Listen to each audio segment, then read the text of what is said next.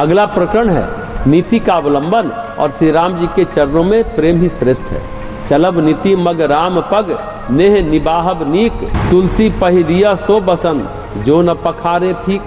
नीति पर चलना और श्री राम जी के चरणों में प्रेम को निभाना यानी अटूट प्रेम करना ही उत्तम है। तुलसीदास जी कहते हैं कि वस्त्र वही पहनना चाहिए जिसका रंग धोने पर भी फीका न पड़े।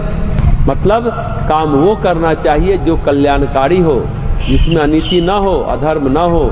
जीवन है तो जीवन जीना पड़ेगा, तो निष्काम जीवन जीना चाहिए और राम के चरणों में प्रेम निभाना चाहिए।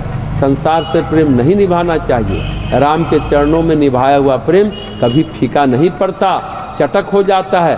प्रभु भक्ति का रंग चटक होता चला जाता है, धोने पर फीका नहीं पड़ता। बाकी रंग धोने पर फीके हो जाते हैं। इसका मतलब है संसार के रंग में रंगना नहीं चाहिए, वो फीका पड़ेगा ही पड़ेगा।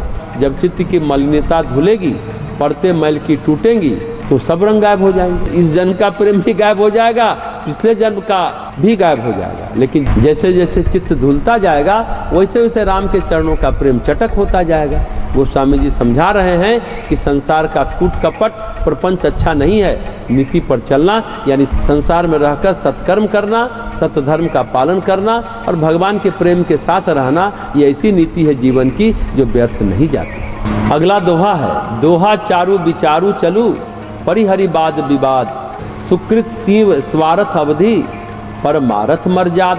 गोस्वामी जी कहते हैं उपर्युक्त दोहे को अच्छी तरह विचार लो, अर्थात नीति का अवलंबन और श्री राम जी के चरणों का प्रेम कभी न छोड़ो, अथवा वाद विवाद छोड़कर दो हा यानी हा हा खाना, सबसे विनीत रहना ही सुंदर विचार है। और वाद विवाद छोड़कर चलो, चाहे कोई कुछ भी कहे, बस यही पुण्य की सीमा है, यही स्वार्थ की अवधि है और यही परमार्थ की भगवत प्राप्ति की मर्यादा है। इसके पहले वाले दोहे में जो कहा गया, नीति पूर्वक रहना, निष्काम भाव से कर्म करना, राम जी से प्रेम करना, इसी में सब कुछ सध जाएगा। बिना मतलब की बहसबाजी वाद विवाद की आवश्यकता नहीं।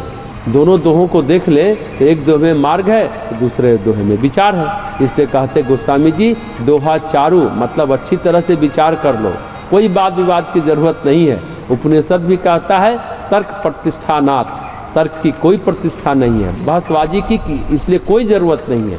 भले आदमी सत्य को समझने की कोशिश करते हैं, तर्क नहीं करते, विनीत विनम्र रहते हैं। वैसे तर्क करने वाले को कुछ दिया ही नहीं जा सकता, वो तर्क से उलटकर फेंक देंगे। इसलिए वाद विवाद छोड़ो, तो सीमा, अवधि और मर्यादा समझा रहे हैं गोस्वामी जी।